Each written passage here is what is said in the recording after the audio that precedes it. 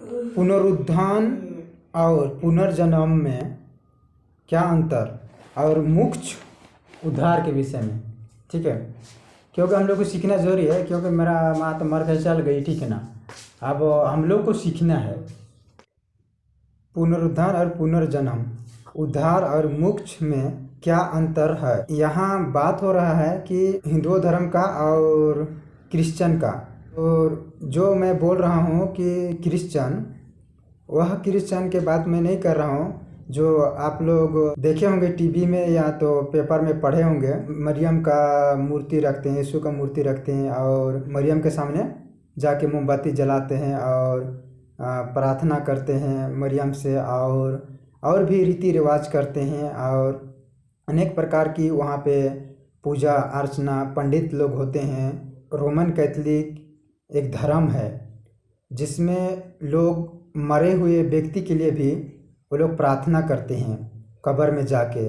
Church में करोड़ों लाखों पैसा खर्चा करते हैं और वहाँ पंडित लोग होते हैं सभाओं में ज़्यादा, और वो लोग बहुत सारे रीति रिवाज को जोड़ लिए हैं और वो लोग बाइबल वचन के अनुसार नहीं चलते हैं। वो रोमन कैथोलिक है। यीशु के नाम से चलने वाले इस धर्म को रोम कॉन्स्टेंटीन कहते हैं। कॉन्स्टेंटीन से शुरुआत हुआ था, पादरी था, उसके द्वारा ये धर्म शुरुआत हुआ है, जो कॉन्स्टेंटीन उसका नाम था। वहाँ से रोमन कैथोलिक का शुरुआत हुआ और इस प्रकार रीति रिवाज चलने लगा। यीशु से 300 साल के बाद वो रीति रिवाज चालू धर्म और क्रिश्चियन के नाम में घोषित कर दिया, जिसे आज तक मान रहे हैं ना। जो सच्चा परमेश्वर है, इस धर्म से उसका कोई ताल्लुक नहीं है, और जो सच्चा और जीवित परमेश्वर है वो कोई धर्म नहीं बनाया है, कोई रीति रिवाज नहीं बनाया है। वो परमेश्वर अमीर गरीब सबसे प्रेम करता है और हर धर्म के मनुष्य से प्रेम करता है, और उसका नाम है यीशु मसीह। तो उसका कोई धर्म नहीं है, ठीक है ना। जो मनुष्य जुड़ना चाहते हैं परमेश्वर से, उसके लिए स्वागत है। जैसे संबंध होता है ना, एक रिश्ता होता है, जैसे आप लोग भी ऐसे पति पत्नी के साथ एक रिश्ता होता है, एक संबंध होता है, या भाई बहन के साथ संग दोस्ती के साथ एक रिश्ता संबंध होता है।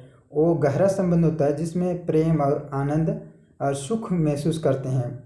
उसी प्रकार से परमेश्वर से भी एक संबंध है, रिश्ता है, जिसमें आनंद और खुशी है। वो यीशु मसीह देता है ना। यीशु मसीह से जो जुड़ेगा उसे मिलेगा आनंद और खुशी।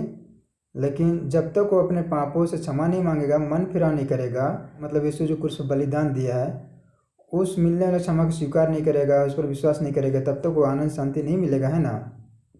हिंदू धर्म में ये सिखाया जाता है कि पुनर्जन्म के विषय में, तो वही आत्मा एक नए शरीर में नया व्यक्ति नई चेतावनी के साथ जन्म लेती है।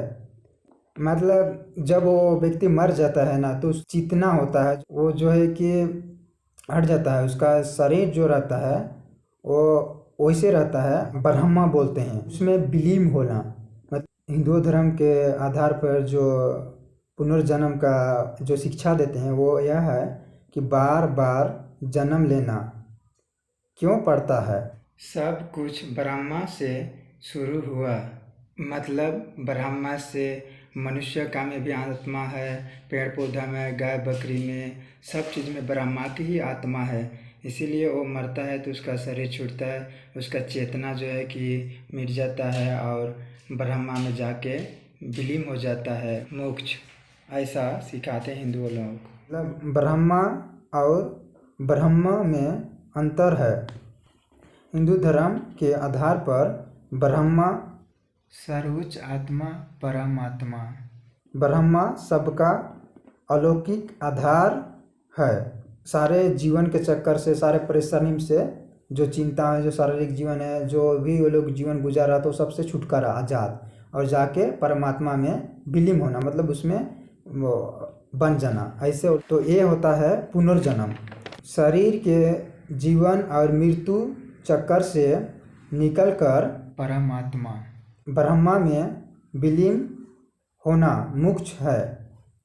पुनरुत्थान पुनर्जन्म नहीं होता। मतलब दोनों अलग अलग है ना, क्योंकि पुनरुत्थान के मतलब होता है कि मरने के बाद एक मसीही जी उठेगा। उसका प्राण, व्यक्ति और शरीर तीनों वैसे ही है जैसे पृथ्वी पर था। उसका शरीर अब पहले से बेहतर हो जाएगा। पहले से श्रेष्ठ पुनरुत्थान के बाद बाइबल का परमेश्वर सृष्टि करता है, सब वस्तुओं और जीवों का सृष्टिकर्ता। बाइबल का परमेश्वर त्रिय परमेश्वर है। त्रिय परमेश्वर में पिता, पुत्र, पवित्र आत्मा, ये तीनों परमेश्वर एक ही परमेश्वर है। तीनों मिलकर एक ही है, तीनों अलग अलग नहीं है ना। उत्पत्ति 1:26 परमेश्वर ने मनुष्यों को अपने अपनी समानता और स्वरूप में बनाया, अपने परिवार के लिए। सृष्टिकर्ता और सृष्टि अलग अलग है। बाइबल में सृष्टि कभी सृष्टिकर्ता का अंश नहीं हो सकती। मतलब जो सृष्टि हुआ है वो सृष्टिकर्ता नहीं हो सकता। हम लोग सृष्टि हुए हैं, अब हम लोग परमेश्वर नहीं बन सकते या परमेश्वर में हम लोग विलीन नहीं हो सकते हैं ना। हम लोग मनुष्य हैं और जो परमेश्वर है वो सर्वशक्तिमान है ना। हम लोग पापी हैं तो हम लोग परमेश्वर नहीं बन सकते या परमेश्वर में विलीन नहीं हो सकते हैं ना। हम लोग सृष्टि, हम लोग रचना है, ठीक है। पाप से क्षमा मिलना और वापिस परमेश्वर के परिवार में जाना उद्धार कहलाता है। मोक्ष परम आत्मा ब्रह्म में विलीन हो जाना और आपका परिचय खत्म हो जाता है। पुनरुत्थान उद्धार में आपका परिचय वैसे ही रहता है जैसे उसने आपको बनाया था। हमारे प्राण, सोल, व्यक्ति और शरीर वैसे ही रहता है पुनरुत्थान में। 1 कुरिन्थियों 15:40 में। बाइबल की कभी दूर ना रखो, कभी ना कभी ये क्वेश्चन भी पढ़ती तो जीवित रहेगी। कैसे कहा था वो गाना में, तेरा वचन काफी है, ऐसे एक ही वचन काफी है। यीशु राजा तेरा वचन एक ही काफी है ना। जो मसीह में रहता है वो जो यीशु मसीह पर विश्वास करते हैं और अपने पापों से जो क्षमा मांग लेते हैं और यीशु जो क्रूस पर बलिदान दिया है उसको विश्वास करते हैं और अपने जीवन में लागू कर लेते हैं और वचन के अनुसार चलते हैं, इस पवित्र बाइबल के अनुसार चलते हैं, वो लोग कभी नहीं मरेंगे। वो लोग का शरीर जो है कि बदला जाएगा। वो स्वर्गीय देह है और पार्थिव देह भी है, परंतु स्वर्गीय देहों का तेज और है और पार्थिव का और। स्वर्गीय देह और है और पार्थिव देह और है, अलग अलग है ना। स्वर्गीय देह में होगा मतलब कि चमक होगा, उसमें प्रकाश होगा, वो पहले के ही शरीर जैसे रहेगा, लेकिन जो उसमें रोशनी आ जाएगा, उसमें ताकत आ जाएगा, है ना। 47 में प्रथम मनुष्य धरती से अर्थात मिट्टी का था आदम, दूसरा मनुष्य स्वर्गीय है। मतलब पहला मनुष्य आदम मिट्टी का था, वो मिट्टी से बना था, इसलिए हम लोग को आदम के हम लोग संतान हैं, इसलिए हम लोग को आदमीन के नाम से जाना जाता है। यह आदमीन है के या वह आदमीन है के, है ना। और दूसरा मनुष्य स्वर्गीय है। मतलब यीशु मसीह जो स्वर्ग को छोड़ के आया इस धरती पर, और जितने भी जाति के लोग हैं इस धरती में, जितने भी धर्म के लोग हैं इस धरती में, सब लोग का पाप को जो है कि अपने ऊपर लिया और क्रूस पर बलिदान दिया। सब मनुष्य का पाप का दंड को भुगतान किया और वो मुर्दों में से तीसरे दिन देह के अनुसार जी उठा, है ना, तो उसका क्या देह हुआ? स्वर्गीय देह हुआ। उसमें अब कोई मृत्यु नहीं है, उसका स्वर्गीय देह है। और हम लोग जानते हैं कि उसका देह में जो है कि प्रकाश था और रोशनी भी था। और जैसे मैंने उसका रूप जो मिट्टी का था धारण किया, वैसे ही उस स्वर्गीय का रूप भी धारण करेंगे। जब हम लोग यीशु मसीह पर विश्वास किए और अपने पापों से पछतावा किए और यीशु को एकमात्र जीवित परमेश्वर स्वीकार किए और उद्धारकर्ता स्वीकार किए, मिट्टी का शरीर को हम लोग हमेशा के लिए वहाँ से आज़ाद हो गए हैं। उस स्वर्गीय का रूप भी धारण करेंगे, मतलब जो स्वर्गीय देह है उसका रूप धारण हम लोग करेंगे। और जैसे हम लोग जानते हैं कि यीशु मसीह जब जी उठा था, उसका स्वर्गीय में उसका महिमा में देह हो गया था, है ना। उसने जी उठा, चेले लोग डर के मारे, वो लोग कमरा बंद करके घर में थे, क्योंकि घर में खामोशी थे कि क्योंकि वो लोग को डर था, मतलब यहूदियों लोग से, है ना। यीशु मसीह जाता है वहाँ पे तो कहता है कि डरो नहीं, तुम्हें शांति मिले। जैसे यहाँ लूका में भी कहता है 24 का 36-43 में, यीशु का शरीर हड्डी मांस का ही था पुनरुत्थान के बाद। यीशु का जो शरीर था उसमें पुनरुत्थान में जी उठा था, तो हड्डी और मांस भी था। हम सब भी जो जिएंगे मसीह में, तो हम सबका भी शरीर वैसे रहेगा, हड्डी मांस भी रहेगा, है ना। तो यीशु मसीह कहा भी था कि मुझे छू के देखो, मुझ में हड्डी और मांस है। भूत में हड्डी और मांस नहीं होता, ऐसे यीशु कहा था, है ना। फिर यीशु मसीह ने वहाँ पे कहा कि लाओ मछली, मुझे भूख लगा है ना। फिर वहाँ पे चेले लोग ला के मछली को दिए और यीशु मसीह ने उसको खाया और चेले लोग को दिखाया, है ना। तो ये नहीं कहना कि हमें जो यहाँ पे हम लोग खाते हैं चिकन मटन या, तो हम लोग को स्वर्ग में नहीं मिलेगा खाने के लिए, है ना। इससे भी अच्छा भोजन मिलेगा स्वर्ग में, जो परमेश्वर हम लोग को खिलाएगा, है ना। जो यीशु मसीह जी उठा था वो उड़ के गया था, मतलब उन लोग के घर में जो कि द्वार तो बंद था, लेकिन यीशु स्वर्गदूत जैसे उड़ता है ना, उससे वो उड़ के गया था, दीवार के पार हो गया था, है ना। उसमें सांबर था, वो स्वर्गीय देह था, पुनरुत्थान हुआ था, तो है ना, तेज से स्वर्गदूत उड़ता है ना। तो एक दिन हम लोग भी स्वर्गदूत के जैसे होंगे, है ना, और हम लोग भी इस दीवार से उस दीवार पार हो जाएंगे। और जब हम लोग देखते हैं कि स्वर्गदूत को तो उड़ता है, तो हम लोग कहते हैं काश मैं भी ऐसे स्वर्गदूत की तरह होता तो मैं भी उड़ता, कहते हैं ना। तो परमेश्वर कहता है कि तुम पुनरुत्थान तक तो रुको, तुम भी ऐसे उड़ोगे।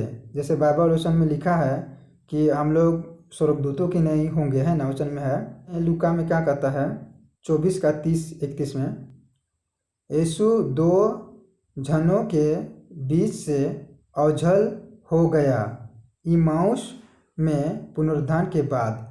मतलब यीशु जो पुनरुत्थान जी उठा था ना, तो 2 मनुष्य चल रहे थे, तो यीशु मसीह उन लोग के साथ साथ चल रहा था, तो उन लोग को पता ही नहीं कि ये यीशु मसीह है ना।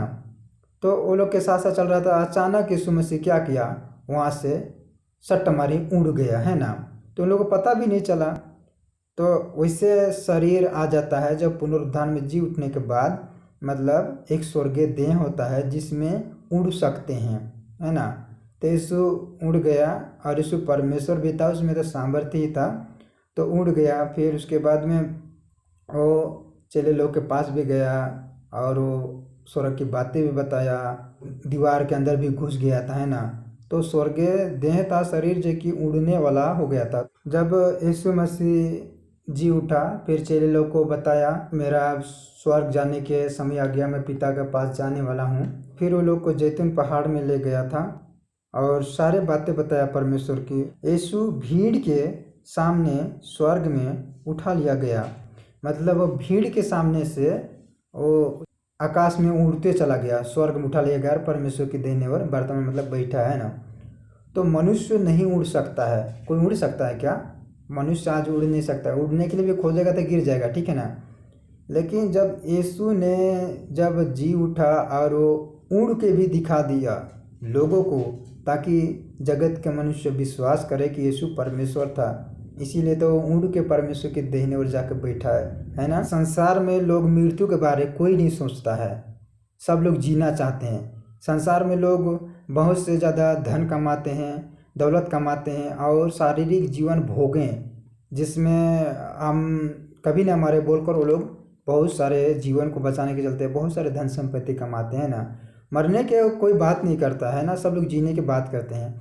या अभी मान के चलो एक ऐसे बुढ़िया हो जो वो पूरा खोए खोए हो, उसका उम्र मतलब कि बहुत बीत गया हो, जैसे 90 साल या 80 साल, तो उसको अगर जाके कहोगे कि आप क्या मरना चाहते हैं या जीना चाहते हैं, तो वो भी कहेगी कि एक बार मैं अभी मरना तो नहीं चाहते हूँ, मैं जीना चाहती हूँ, वो भी बोलेगी। क्यों? परमेश्वर ने मनुष्य के हृदय में अनंत काल डाला है ना।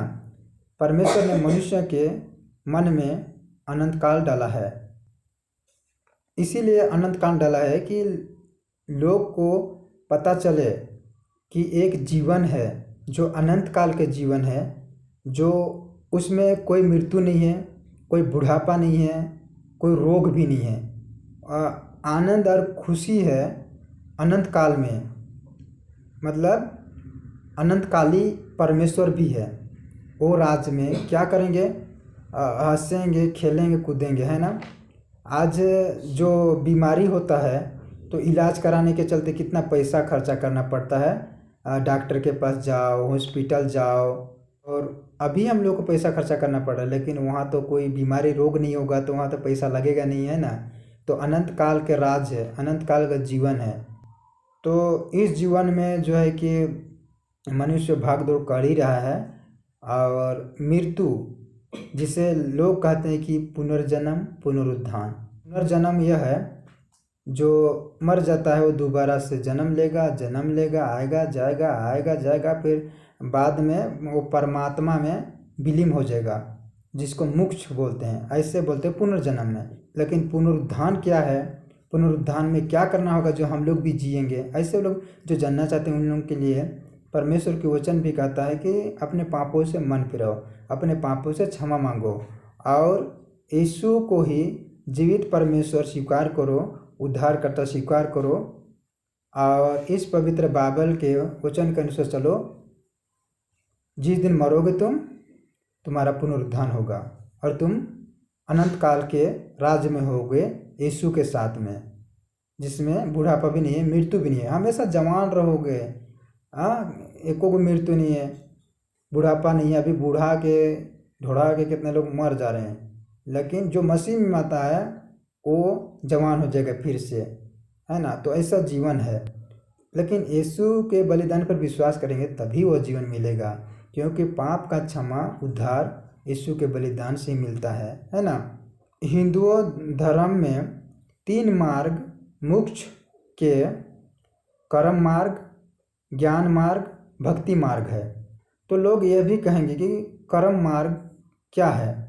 कर्म मार्ग यह है कि आप लोग जो भी संसार में हैं, चारों जीवन के चक्कर में घूम रहे हैं, उसमें कर्म करना है, जैसे भला काम करना है, कर्म करना है, किसी का सेवा करना है, गरीबों को खाना खिलाना है, कपड़ा पहनाना है, या भगवानों के खुश रखने के लिए आप लोग कोई झाड़ू पोछा कीजिए मंदिर में, या और भी जो भी कर्म कर रहे हैं उसके द्वारा जो कि अच्छे कर्म करके मोक्ष प्राप्त करना, ऐसे होता है। लेकिन लोग आज भला कर्म करके क्या उद्धार कोई पा सकता है? अगर आप लोग ही सोच सकते हैं, सब लोग जानता है कि अपने अपने के काम को, है ना, कैसा बुरा है ना। लोग कहता है कि हम लोग कैसे फ़ोन में बात करते हैं, लोग कहेगा कि हम लोग कैसे मोबाइल फ़ोन पे या इंटरनेट में वीडियो देखते हैं, या हम लोग कैसे लड़की सबको देखते हैं, या हम लोग कैसे कामुकती भरी देखते हैं, विचार करते हैं, हम लोग झूठ कई बार बोलते हैं, कई बार हम लोग लड़ाई करते हैं। तो अच्छे कर्म करके मोक्ष प्राप्त करना कितना कठिन है ना। तो ये मुश्किल है, अच्छे कर्म से किसी का मोक्ष प्राप्त नहीं होगा, कठिन है। हिंदू धर्म में ये सब सिखाया जाता है ना। ज्ञान मार्ग, ज्ञान मार्ग क्या है? ज्ञान मार्ग वह है जो ज्ञान हासिल करना होगा, जो आप लोग का भगवान है, जो आप लोग का वेद है, गीता है, रामायण है, महाभारत है, इन सब के शास्त्रों का ज्ञान को आप लोग को सबको ज्ञान को सीखना होगा और अपने हृदय में लागू करके पूरा ज्ञान को हासिल करना होगा, कंप्लीट होना होगा, तब जाके आप लोग परमात्मा में विलीन होंगे, मोक्ष प्राप्त करेंगे। ऐसे सिखाया जाता है, जो कि गीता में ये सब है, गीता में लिखा हुआ है ना। भक्ति मार्ग, भक्ति मार्ग वह है जो पूरा भक्ति करेंगे आप लोग, जो आपका भगवान पर आप लोग का विश्वास, आशा और भक्ति होगा। जैसे क्या बोलेंगे, मीराबाई राधे कृष्ण पर वो पूरा भक्ति के साथ उसका सेवा करता था, वो हर चीज़ को भूल जाता था, वो उसी में दिन रात लगा रहता था और उसका ख्याल जो अब इस संसार में जितने लोग मरते हैं मेरे भाई बहनों, मैं बताना चाह रहा हूँ, यीशु मसीह में जितने लोग मरते हैं उन लोग का पुनरुत्थान होता है। और जितने लोग अविश्वासी लोग होते हैं, जाति लोग होते हैं, वो लोग मरते हैं, भले उन लोग को ज़मीन में दफनाया जाए या आग में जलाया जाए, समुद्र में डुबाया जाए, वो लोग का आत्मा जो है कि एक अधलोक में जमा होता है। लोग कहते हैं कि आत्मा भटकता है, लेकिन नहीं, अधलोक में जमा होता है। उसको यीशु परमेश्वर वापस खड़ा करेगा और जान डाल देगा और न्याय सिंहासन के सामने खड़ा करेगा। हर मनुष्य को अपने पापों का जवाब देना होगा सच्चा और जीवित परमेश्वर के सामने। कोई मनुष्य नहीं कह सकता पवित्र परमेश्वर के सामने कि हमने कोई पाप नहीं किया है, क्योंकि सब मनुष्य पापी हैं। तो पुनरुत्थान और पुनर्जन्म के विषय में आप लोग ही निर्णय करें।